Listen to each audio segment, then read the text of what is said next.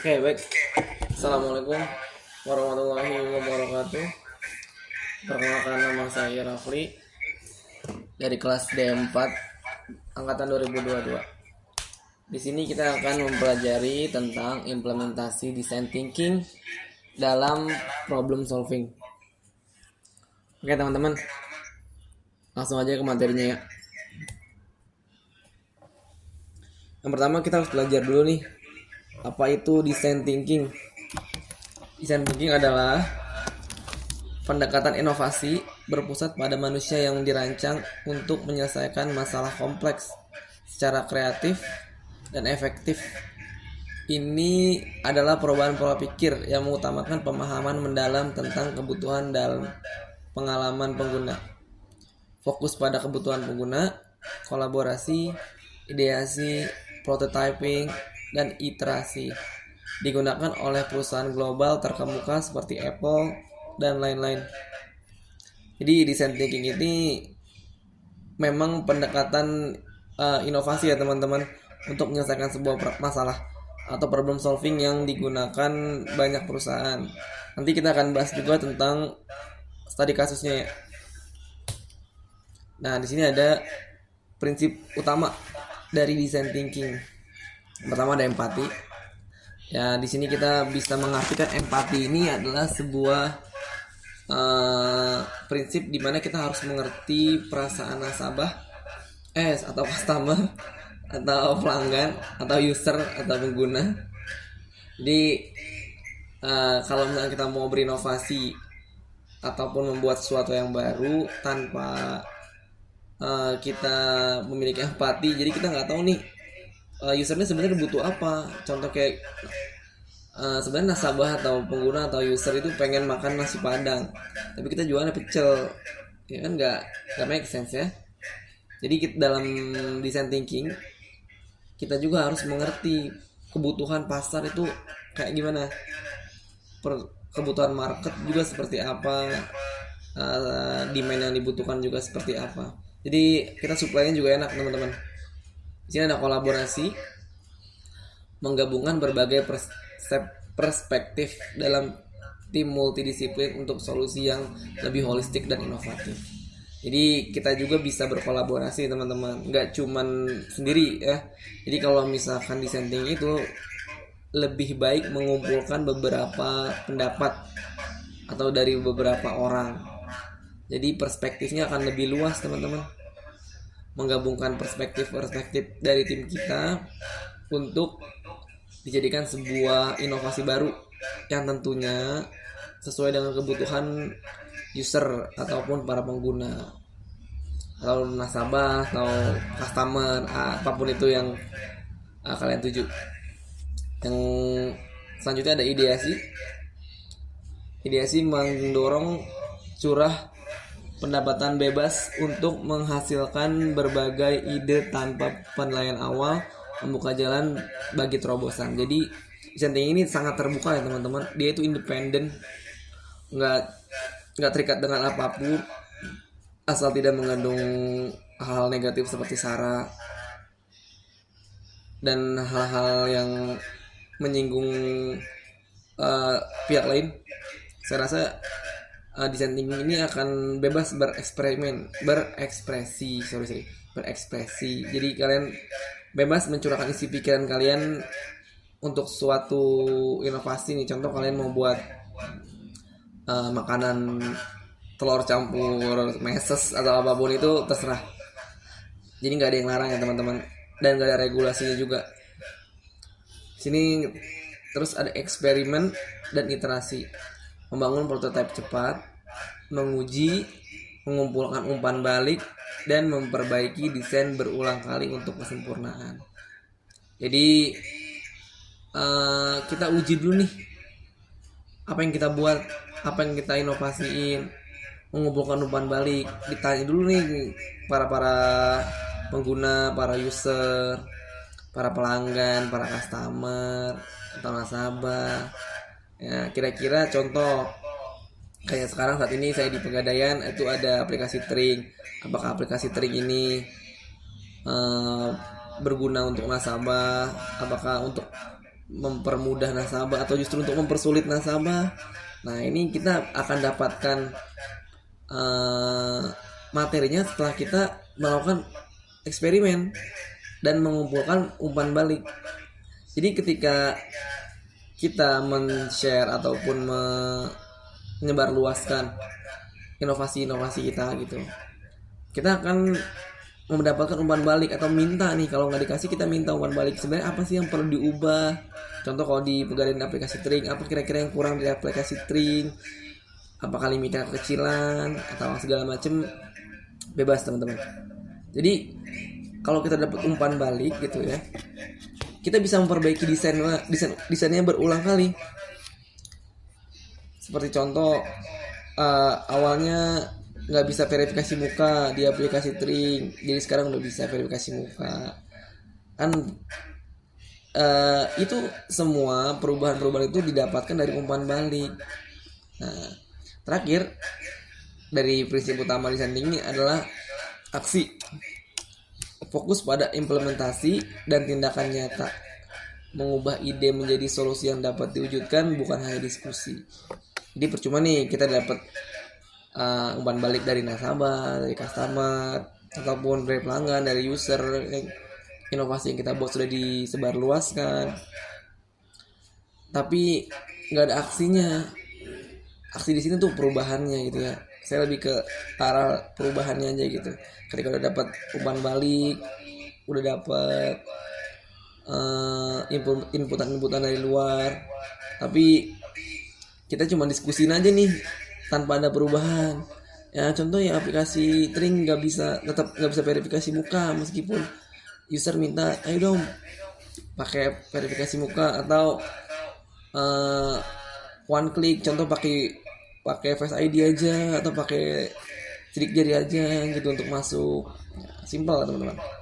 Jadi kalau misalkan nggak ada aksinya juga percuma kan, udah dapat inputan banyak juga tetap nggak mau kita proses. Nah, lanjut proses design thinking. Ada 5 tahapan ya teman-teman, 5 tahapan utama. Sama pertama empati. Empati ini jadi unsur yang paling pertama dan menurut saya juga yang paling penting sih. Kenapa saya bilang paling penting? Karena ketika kita tidak sesuai gitu dengan apa yang demand mau gitu ya, atau user mau, percuma gitu. Kita buat apa, inovasi sekeren apapun, contoh membuat sepatu yang bisa terbang gitu, tapi user nggak butuh. Nah, saya mau jalan kaki, saya mau sepatu yang empuk. Nah, itu nggak apa ya, meskipun inovasinya bagus tapi nggak on point terhadap user atau pengguna atau pelanggan, ya nggak berguna gitu. Jadi harus tetap dipikirkan, empatinya ini paling pertama. Jadi kita harus mengerti dulu segmen apa yang mau kita tuju, target pasarnya seperti apa, dan kira-kira kebutuhan mereka ini apa. Dan kita harus mengerti juga menengah ke bawah atau menengah ke atas nih kira-kira yang mau kita tuju. Karena kalau menengah ke bawah kan lebih cenderung memikirkan harga, menengah ke atas lebih cenderung memikirkan kualitas. Terus setelah kita udah melakukan observasi banyak nih ya kan, dapat gambaran sedikit tentang apa yang mau kita buat, inovasi apa yang kita buat, kita definisiin masalahnya. Nah, contoh misalkan ternyata masyarakat Bogor ini butuhnya jas hujan yang tanpa resleting karena hujannya deras. Kalau pakai resleting tetap bocor, tetap rembes. Nah, itu. Jadi kan kita dapat point of view kan. Kita udah observasi nih di Bogor, kita juga harus nyobain sendiri kan. Kalau hujan-hujanan di Bogor tuh gimana contohnya ya. Contoh kan kita ngambilnya Bogor kota hujan kan. Nah, contoh kayak gitu aja. Jadi kita dapat point of view yang lebih luas, POV. Kalau bahasa anak TikTok ya POV ini, ya itu point of view. Jadi kalau misalkan kita observasi di Bogor, tapi jualnya buat masyarakat Jakarta, kurang masuk gitu kan. Jadi kita harus mengerti di mana kita akan memasarkan itu juga, atau di mana kita akan menggunakan design thinking kita. Ya sampai sini paham lah ya teman-teman ya, gampang kan ya, definisi masalah aja. Apa kira-kira contoh lainnya? Kayak Gojek dulu kan banyaknya opang atau ojek pangkalan. Ojek pangkalan kan nggak bisa nyamperin ke rumah kita kan. Nah kalau ojek gitu kalau ojek online itu Gojek atau Grab itu bisa nyamperin ke lokasi kita. Itu kan design thinking kan. Mereka nggak asal-asalan gitu, mereka melihat masalah. Kenapa kalau kan mau naik ojek harus ke pangkalan, kenapa nggak ojek ini nyamperin saya gitu.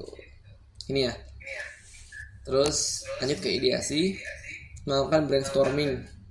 Nah maksudnya brainstorming itu mencuci pikiran ya teman-teman. Jadi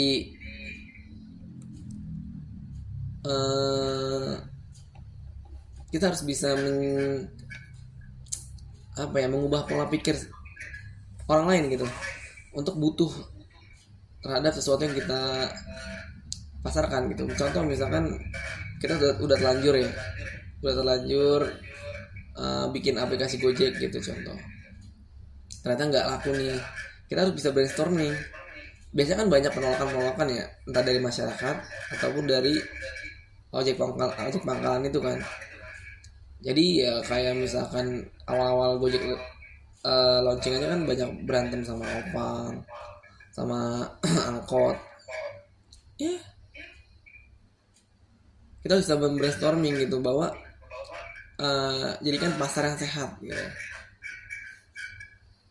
Dan kreativitas kita ini membantu masyarakat luas gitu. Dan masyarakat juga akan paham bagaimana cara kita mensolve masalah mereka gitu. Oh ya saya merasa terbantu nih karena adanya Gojek, saya nggak perlu ke ojek pangkalan dulu gitu. Nah itu yang krusial teman-teman ya. Terus prototype, membangun representasi sederhana dari solusi, bisa berupa sketsa, model fisik, market digital untuk diuji. Terakhir ada pengujian dan iterasi, menguji prototype dengan mengumpulkan umpan balik, menggunakan data tersebut untuk memperbaiki dan menyempurnakan solusi. Nah itu teman-teman.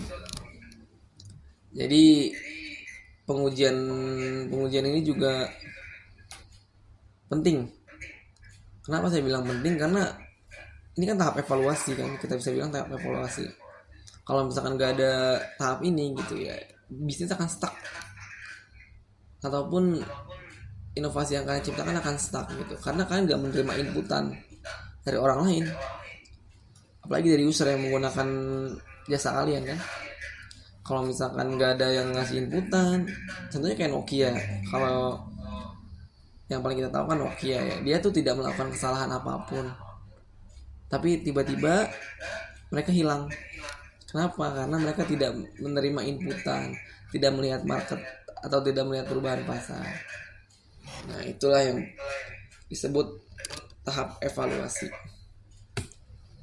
Nah kita bawa tadi kasus di sini, salah satunya adalah Nike. Jadi Nike ini dia bikin sepatu dengan sebuah sistem resleting dan terimikat yang inovatif. Jadi cuma perlu satu tangan gitu untuk atlet-atlet yang berkebutuhan khusus. Tapi produk ini juga meskipun udah dibuat ringkas, fungsionalnya tetap dapat, inklusivitasnya juga dapat, dan independennya juga dapat. Jadi kita semua tahu lah Nike ini produk apa, brand apa, dan dia menjual produk apa.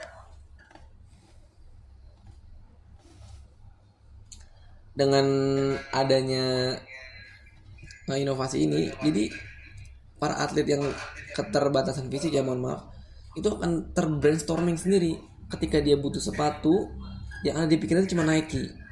Kenapa? Karena cuma Nike yang memikirkan mereka kan. Brand lain nggak memikirkan mereka. Itu kan membuka market pasar yang baru kan, potensial market yang baru. Itu makanya Nike jadi brand yang sangat luar biasa besar dengan omset yang luar biasa besar juga.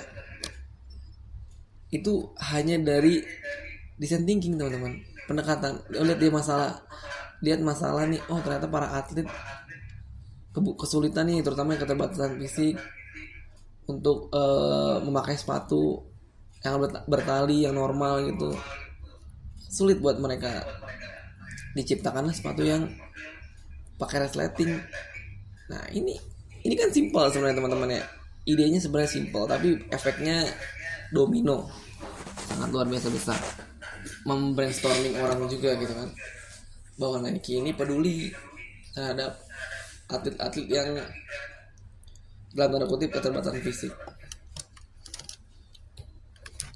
Nah, di sini juga ada implementasi design thinking dalam pendidikan di Indonesia, meningkatkan kreativitas dan berpikir secara kritis. Penerapan model pembelajaran berbasis design thinking meningkatkan pemikiran siswa dalam berpikir kreatif, inovatif, memecahkan masalah dan berkolaborasi. Jadi siswa ataupun mahasiswa ini dipaksa untuk berpikir lebih kritis. Karena kalau misalkan kita lihat pendidikan formal konvensional yang lama ya, itu kan lebih cenderung guru atau dosen yang menjelaskan terus menerus tanpa siswa atau mahasiswanya itu berpikir gitu. Mereka cuma mendengarkan tapi mereka tidak berpikir. Nah, di design thinking ini mereka dipaksa untuk berpikir.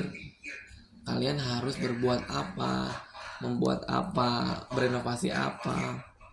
Jadi mau gak mau siswa dipaksa untuk kreatif, memecahkan masalah di masyarakat, dan mereka akan berkolaborasi dengan teman-teman mereka, kolega-kolega mereka, untuk mencapai sebuah inovasi yang baru. Contoh, banyak juga sih siswa yang udah pakai design thinking ya, kayak membuat robot, ataupun yang paling terbaru saya lihat ada alat membelah kelapa. Kan itu kan simple, tapi nggak semua orang mau mikir gitu kan. Nah, contoh lagi studi kasusnya di SMP 4 Banda Aceh, SMP negeri,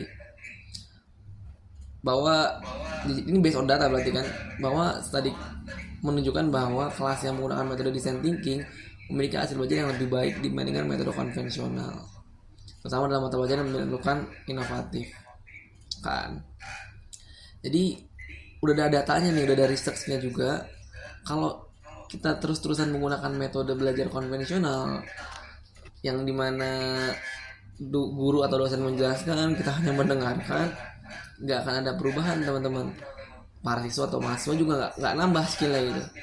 Makanya kan banyak mahasiswa atau siswa yang ikut magang ya kan. Nah, itu untuk meningkatkan pengalaman serta desain thinking mereka sebenarnya kan. Karena kalau sekolah kan mereka sangat terbatas, nggak banyak pilihan mereka untuk bereksperimen, berekspresi. Nah, kalau sekolah-sekolah yang bisa memfasilitasi itu, pasti muridnya jauh lebih pintar, lebih bisa berpikir inovatif, lebih bisa berpikir secara banyak point of view yang didapat gitu. Jadi lebih luas pemikiran mereka tuh. Yang ketiga, mendukung pembelajaran abad ke-21. Design thinking ini mempersiapkan siswa untuk tantangan masa depan dengan menumbuhkan keterampilan adaptif, kolaboratif, dan berorientasi solusi yang esensial di era digital. Jadi kalau kita ngomong abad-abad sebelumnya gitu ya kayak tadi saya bahas kan, mereka cuma satu arah belajar, nggak ada pendekatan emosional, nggak ada disuruh belajar berpikir kompleks. Ya jadinya apa? Ya udah, mereka nggak akan berpikir untuk solve masalah orang lain atau melihat permasalahan dalam masyarakat. Nah, di design thinking ini mendukung pelajaran abad ke-21 di mana kita ingin para siswa ataupun mahasiswa itu bisa belajar secara adaptif, kolaboratif, dan memberikan solusi tentunya kepada masyarakat kayak gitu. Nah, di sini ada manfaat design thinking dalam problem solving. Meningkatkan kreativitas, membuka pintu bagi solusi yang lebih original dan out of the box, melampaui pendekatan tradisional. Maksudnya apa sih teman-teman? Maksudnya ya kreativitas kalian itu tidak dibatasi, ya tidak seperti pendapat kalian yang dibatasi oleh pemerintah. Jadi kreativitas kalian di desain thinking itu tidak dibatasi dan kalian boleh berpikir di luar pemikiran normal atau off of the box gitu ya teman-teman. Fokus pada pengguna, jadi kita memberikan solusi, nggak cuman ide-ide yang tidak berguna. Jadi ide kita itu pasti digunakan, ide kita itu pasti bermanfaat karena kita sudah melalui beberapa tahapan. Apa aja tadi? Sepertinya contoh satu udah empati, terus kita sudah melakukan riset juga. Nah, kalau misalkan kita udah melakukan tahap-tahap design thinking secara benar, inovasi yang kita buat itu udah pasti berguna untuk masyarakat. Lalu kolaborasi efektif, mendorong kerjasama yang erat dan komunikasi yang transparan antara anggota, memanfaatkan kekuatan beragam perspektif. Jadi kita nggak dipaksa harus bekerja atau berpikir sendirian ya teman-teman. Gitulah. Jadi kita lebih cenderung sosial, karena kalau misalkan inovasi itu akan sulit ketika kita melakukannya sendiri. Contoh ada kayak kita contoh dari kasusnya Gojek aja pernah dimakarin mungkin yang punya idenya, tapi kan dalam menjalankannya mereka tetap membutuhkan orang-orang kan atau sebuah tim. Nah itu yang kita pelajari juga di design thinking. Terus percepatan inovasi, mempercepat siklus inovasi dari ide awal hingga prototipe yang dapat diuji, mengurangi waktu ke pasar. Jadi maksudnya gimana nih? Jadi maksudnya siklus ide kita tuh ketika kita menggunakan design thinking ya, itu akan jauh lebih cepat. Kenapa? Karena kita punya tahapan-tahapan yang jelas. Jadi kan nggak usah mikir muter-muter ini gini-gini A B C D F G J K L M N, nggak usah. Sudah dijelaskan secara terperinci. Ini tahap-tahap yang harus kalian lewatin. Ini tahapan-tahapan yang bisa bikin desain thinking kalian itu atau inovasi kalian itu diterima. Kayak gitu teman-teman ya. Tantangan dan tips implementasi. Nah, di sini tantangan utamanya adaptasi budaya organisasi, perubahan mindset memerlukan waktu dan dukungan manajemen. Sumber daya terbatas membutuhkan investasi waktu, pelatihan, dan alat yang tepat. Ketakutan akan kegagalan, proses iteratif melibatkan resiko dan belajar dari kesalahan. Nah, maksudnya gue tantangan teman-teman di sini nih, terutama saya melihatnya yang paling utama adalah adaptasi budaya organisasi ya. Karena kita ambil contoh yang paling gampang lagi aja, Gojek itu waktu di awal muncul atau rilis gitu ya, berapa banyak orang yang berantem sama opang Gojek yang dijegat lah segala macam. Jadi nggak setiap perubahan inovasi yang kalian ciptakan itu langsung diterima oleh masyarakat. Nah inilah tantangan yang ada dan harus diselesaikan dalam design thinking. Terus ada juga tips implementasinya, mulai dari masalah nyata, pilih proyek kecil dengan dampak yang signifikan, libatkan berbagai pihak, ajak tim multidisiplin dari berbagai departemen, gunakan prototipe yang cepat, gagal cepat, belajar lebih cepat adalah kuncinya. Jangan takut, anggap kegagalan sebagai peluang belajar.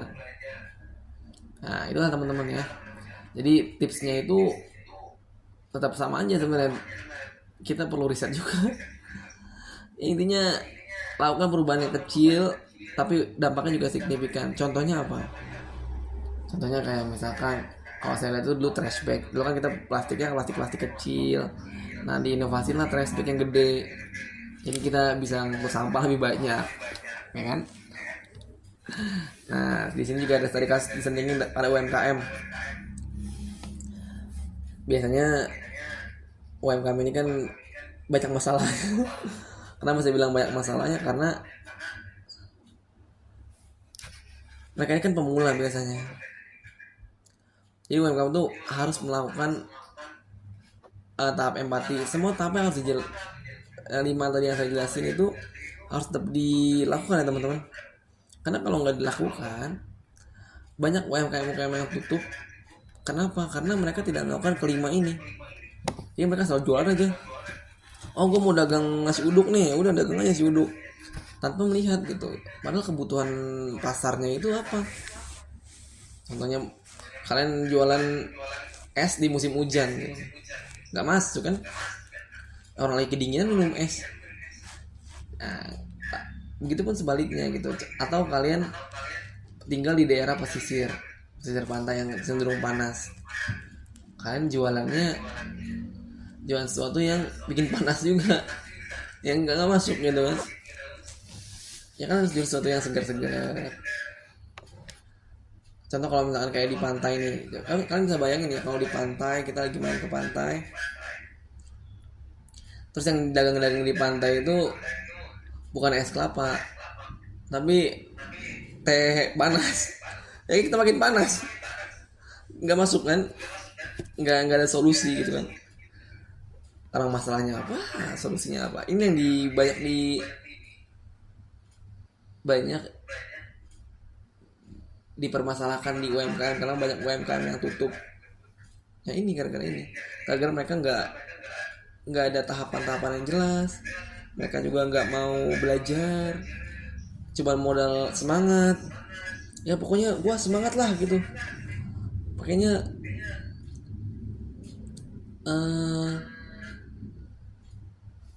yang penting usaha dulu, yang penting niat dulu, tapi nggak ada planningnya. Ya paling 2 tahun hancur, bagus 2 tahun, 6 bulan udah hancur. Nah terakhir kita masuk kesimpulan dan aksi. Desain thinking ini bukan sekedar metodologi, melainkan sebuah cara berpikir dan bertindak berpusat pada manusia.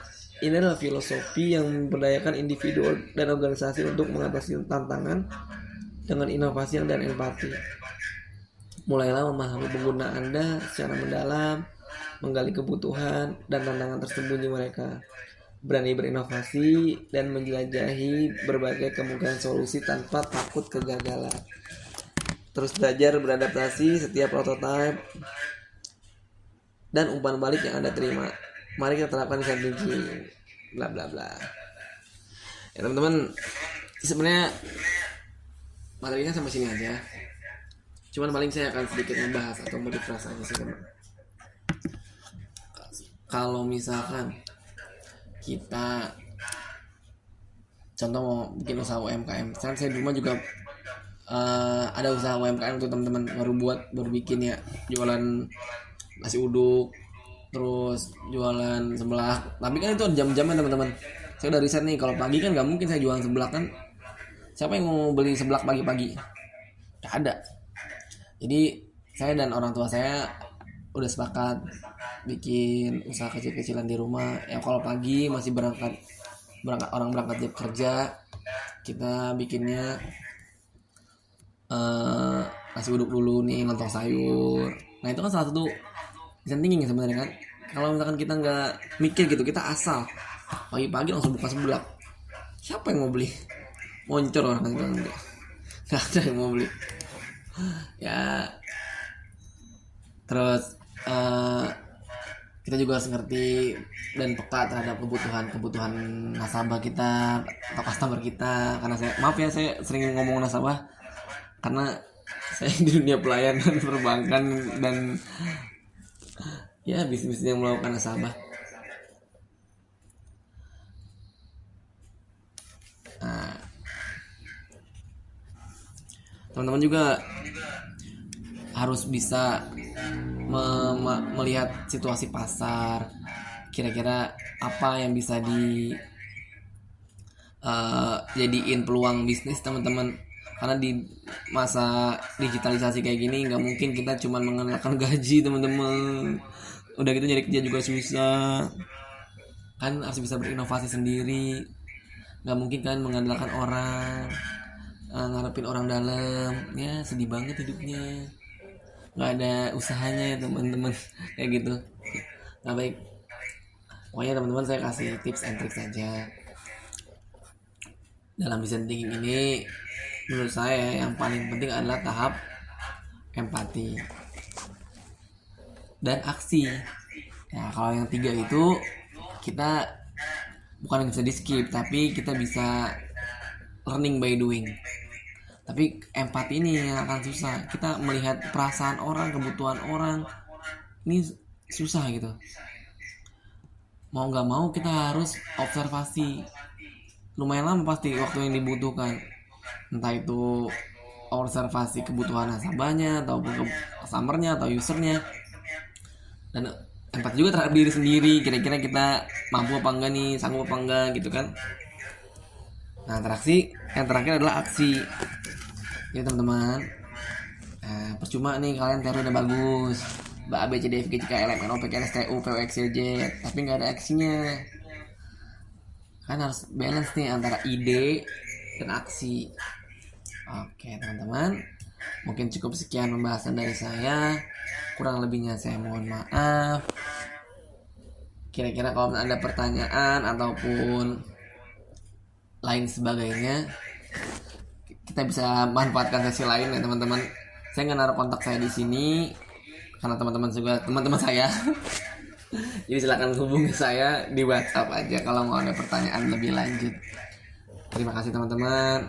Wabillahi taufiq wal hidayah. Wassalamualaikum warahmatullahi wabarakatuh.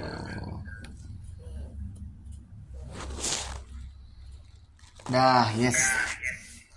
Tugas gue kelar.